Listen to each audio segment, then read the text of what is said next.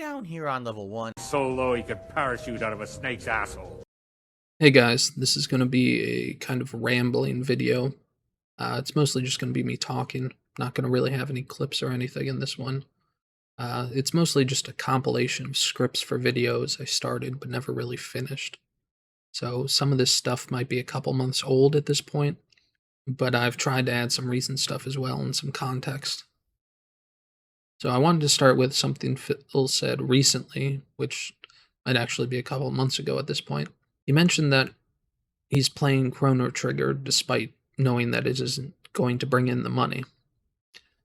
Now, that could be some form of reverse pignosis, but my question is, does Phil really know why his fans support certain playthroughs over others? The way he picks games just seems kind of random at this point. Although it's usually a battle between Phil's ego and Phil's greed. Occasionally, his ego wins. Look at the Street Fighter 2 streams he did for all those years, or the Street Fighter 6 viewer lobbies where no one is allowed to be a higher rank than him, or those nightmarish streams he did of Dragon Quest. It's also surprising when his ego overtakes his greed, and I'm looking at you, Divinity Original Sin 2. Despite making the tips goal nearly every single stream, Phil's ego couldn't take the embarrassment of barely understanding the game and constantly failing, so he had to rage quit. Which is, of course, why he's skipping Baldur's Gate 3 when it releases on the console, despite it being nominated for Game of the Year. When Phil suggested that Baldur's Gate 3 was going to be forgotten when Starfield came out, that was that take fell in the gutter pretty quick. DSP went on a pathetic rant about how no one is going to be talking about Baldur's Gate 3 after Starfield comes out, and that smug, shit-eating voice of his. And after just a couple of weeks of Phil struggling in the game like a caveman trying to fix a car, there are more players on Steam for Baldur's Gate 3 than Starfield. And that whole rant was just to preemptively protect his ego from another Divinity Original Sin 2 embarrassment. On the other hand, his greed usually wins out. I mean, just look at the day one views he's been chasing lately by buying the expensive premium versions of the game to play just a couple of days early, like that new Mortal Kombat game. He bought the deluxe edition to play it 2 days early and then quit the game after a week. The only thing that really seems to draw on monetary support was Street Fighter 6, but that was mostly because of Game Trekker giving $30 per stream. And of course, Slayer's Pay Me Tons videos where Phil has to literally watch propaganda videos. So what does actually bring out the supporters? Maybe Phil is just that entitled. He thinks that he can just turn on the stream and the money will roll in. His entire channel is basically a make-work channel, and maybe that's what he truly thinks it is. Recently, Phil had to cancel that Halloween stream, which he claims cost him a lot of money, because he was expecting a bunch of gifted memberships and a lot of tips. I wonder if that's because someone told Phil behind the scenes that he's going to get a big tip or something, but the previous events that Phil's done haven't been huge successes. I don't think there's been more than a $1,000 marathon event in 2 years. And I still don't know what he thought was going to bring in new viewers from the Halloween event. Phil has recently been complaining about how the big marathons event he does bring in extra money for that day. But then for the next couple of days, the support is slow. That's because he's asking money from the same people that give him money every other day of the week. Phil has somehow figured out how to milk every last nickel out of his cult. I think that's the biggest reason that his marathons event haven't really brought in the money. There's no one new coming in. If you remember the old days of the Save the House streams, people that hadn't been seen for years in the DSP universe would show up to drop him money. Phil's at his lowest point now. The only new people in the DSP universe are detractors at this point. Just look at, for example, Super Crazy's This Week in Tips videos. Phil is supported by maybe a dozen people at this point. I think one of the numbers I read on the forums was that for 1 week, 75% of Phil's tips were from 10 people. And so, back to the topic, what from the Halloween stream was supposed to bring in new viewers? Another movie tier maker where Phil didn't watch half the films in the list? Another feasting with the pig segment? Especially since those videos are going to go on DSP Reacts after the fact. How the fuck is anyone supposed to be drawn to DSP Gaming, the channel where he makes most of his money? Or how about the 3 games he would have played for 30 minutes on a channel that Phil claims is better than other content creators because he does full unedited playthroughs? I bet that will really resonate with his fans. So what are the pay pigs donating for on a marathon? A bunch of games he won't get into because Phil knows he's never going to play them again? A food eating segment on a gaming channel where the only words he knows how to describe food are robust, flavorful, and savory? A tier maker about movies made 70 years ago, half of which Phil hasn't watched, and even fewer of his fans have? I don't know if they're donating for anything other than the fact that the leader of the cult said it's an important day and everyone needs to donate. There sure as fuck isn't anyone new coming into these streams. Phil likes to claim that if he's having a good time, people will donate to support the channel. Then what the fuck is the point of these marathons? Is Phil's idea of a good time really sitting in his office for 7 hours, drinking gin, eating delivered food, playing a couple of video games he doesn't care about, and arguing with himself about how to rank movies he hasn't watched since the 1990s? I mean, that almost sounds like some sort of dystopian torture method. But back to the main point. What does Phil think the fans are donating for? He claims it's because if Phil is having a good time playing the game, people will support that. Of course, that's fucking absurd, not to mention fucking delusionally narcissistic. The idea that anyone is donating to live vicariously through Phil's gameplay streams is just out of this world. Firstly, he's hardly ever having fun on a stream. Half the time he's falling asleep. The other half he's raging like someone stole his thoroughbred. Secondly, the more obvious point, a person will support a stream because he is having fun, not because the streamer's having fun. Streaming and video games are entertainment. People are paying to be entertained. Who the fuck is going to pay money so someone else can be entertained? I mean, there might be a few people out there that will give another person money so the person can share the same experiences and talk about them, which, is what a parasocial relationship has become. But you can't get that with Phil. We get the daily absurdity of people asking Phil to play their favorite niche game, only for Phil to say no one is asking for him to play that game, other than the person that Phil's talking to. And then Phil's responses to games are entirely based around how much supporting he's getting and how good the game is for his weird as fuck streaming schedule. Your game is only 5 hours long? Well, tough shit. Phil was planning to play it for 2 weeks, you idiot developers. Your game requires thinking at higher than a 3rd grade level? You fucking idiot developers. You should know that the King of Hate only has 2 hours to play the game tonight. Why can't you just let him beat it already? How the fuck can anyone on Earth relate to how Phil enjoys games? They can't. So I think that's another avenue of support people will just never do for Phil. And then we have what Phil actually says while streaming about why fans should donate. The reason people support Phil changes between the pre-stream therapy sessions and the actual game streams, even though it's literally the same stream on YouTube. It's like Phil actually believes there's a dozen different groups of fans that watch his content and they never overlap. There's the group that watches the pre-stream Copecast live. There's the group that watches the Copecast in VOD form. There's the group that watches his live gameplay. There's the group that watches his gameplay and the broken up videos on his channel, which he should know is total bullshit, because he constantly gets super chats from his dents talking about how they're catching up on his old playthroughs of Pong or Alan Wake or Spider-Man from 2013. And the people saying that are regulars in his streams. In a slight tangent, Phil recently claimed his content is more meaningful now after he started streaming during one of his latest Turkey Tom Cope segments. If anything, I think it's actually the exact opposite of that. His old gameplay videos, say whatever you want about the quality, they were at least more timeless. Yeah, there were a bunch of bad jokes, bad gameplay, but at least he was playing the fucking game. Now his playthroughs are just straight garbage.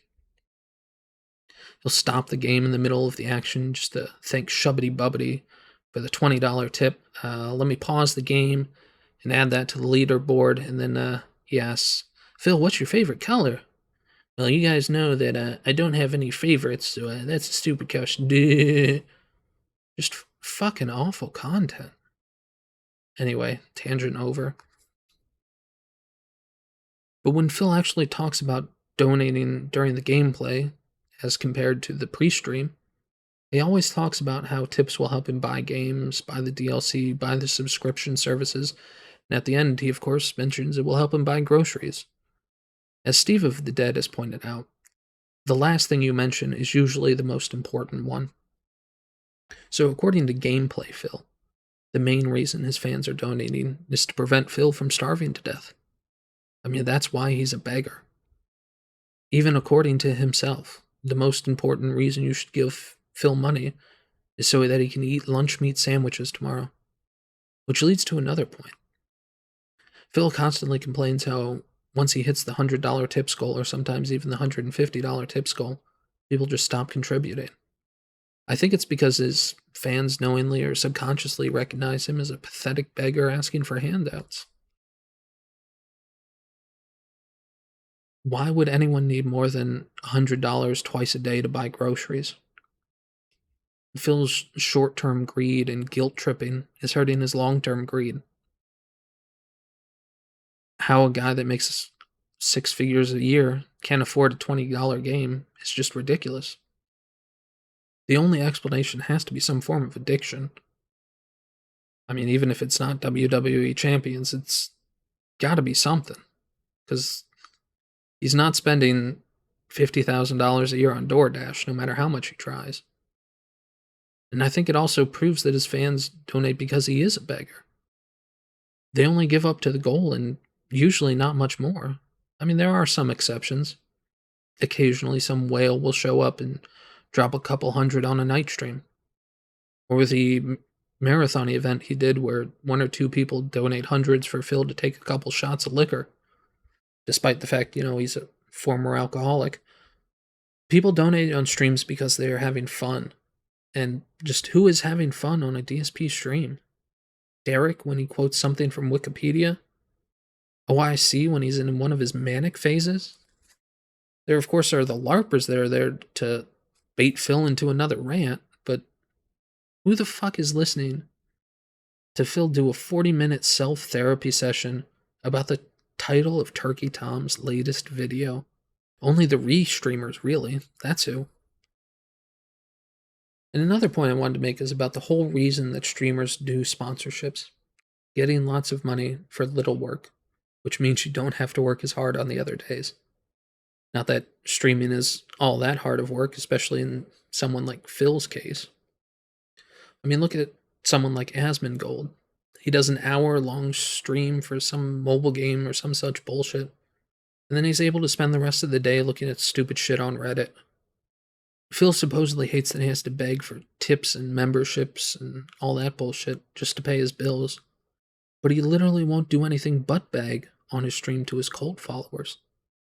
If Phil is serious about wanting to beg less, he would do sponsored streams. But I don't think that would matter. I mean, he's a greedy fucking pig roach, and it's never enough for him.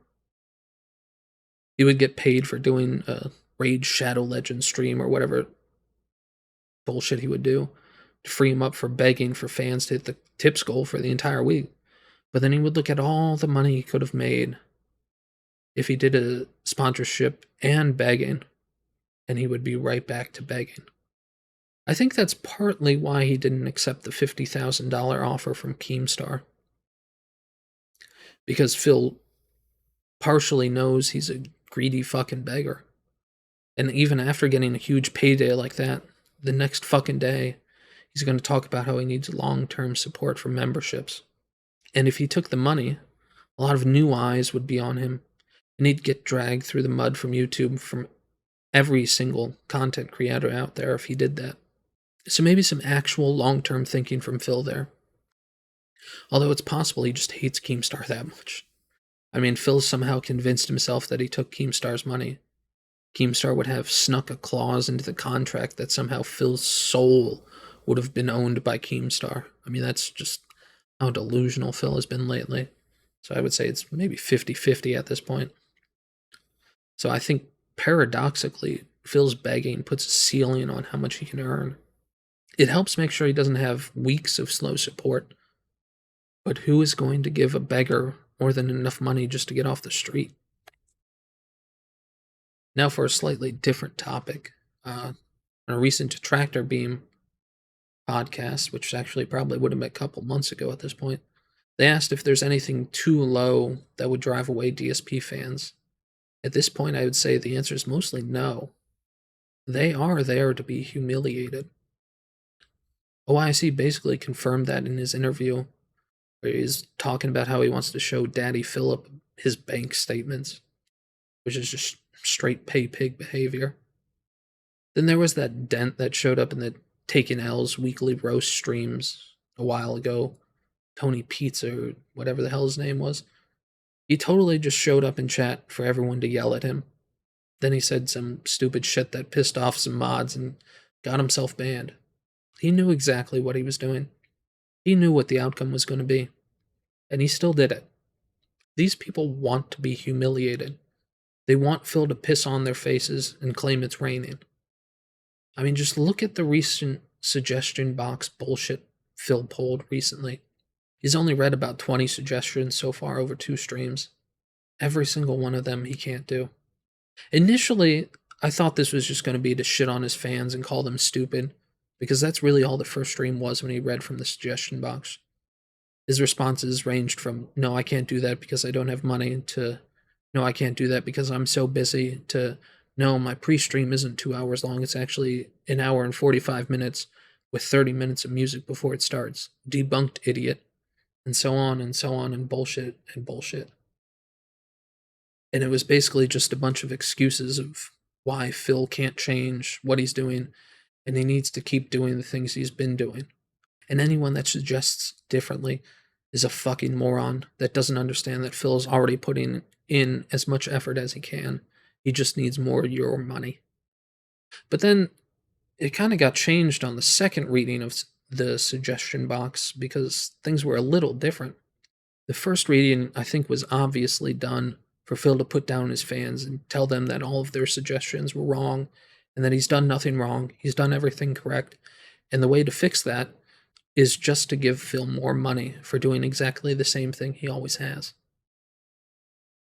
On the other hand, the second reading came off more like Phil thinks the only people that bothered to give him suggestions were trolls.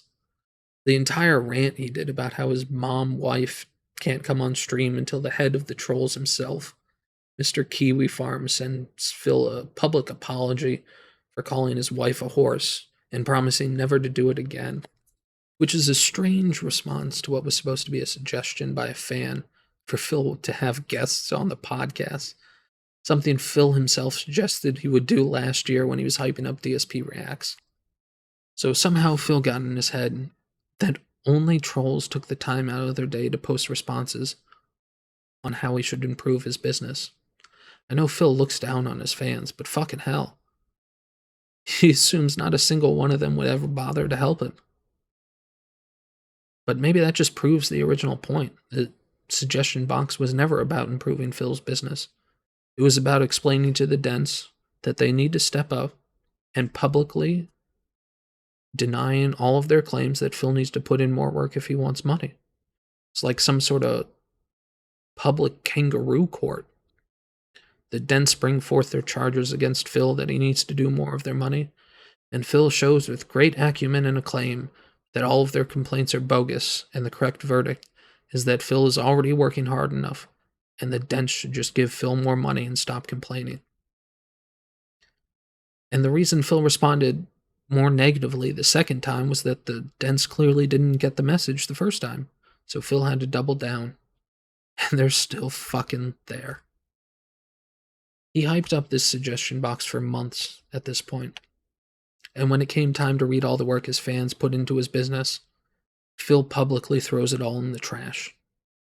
Maybe it's because Phil's true fans don't even watch the pre-stream therapy sessions anymore. I believe they solely exist as troll bait at this point. Phil openly talks about how the only reason he was angry that he didn't get to do the Halloween event was because he was expecting the pay whales to show up and give him lots of money. Phil recently brought back the royal we when talking about his bullshit YouTube channel, but that's clearly a one-way street. Heads, you do all the work for Phil. Tails, Phil gets all your money. The perfect fucking game. And then there was that drama about Phil getting robbed, which was just total drama bait. Phil sends out a tweet saying he got robbed and to turn into the next pre-stream Copecast so you can hear all about it, which is total drama bait. And then he starts the story by bringing up the wheel that possibly got stolen from his vehicle and mentioning how much money that costs. And so you're thinking in your head, oh, if he's comparing it to that, maybe Phil lost a lot of money. And then Phil starts telling about how he's walking around the grocery store with his cart, and then he mentions that he put his phone in the cart, and you're thinking, oh, okay, so this is where the story is going. Phil lost his phone and he had to pay for a new one, and that's a lot of money. But no, the only thing that got stolen was some grocery bags from him that he hadn't even paid for the groceries. I mean, just total fucking bait. I don't know. I don't know why he does this shit. Sorry if this seemed a little disjointed, guys. It's just leftovers from scripts I've started in the past and never really finished over the last couple of months. But I guess I kind of finally found the motivation to actually make another fucking video.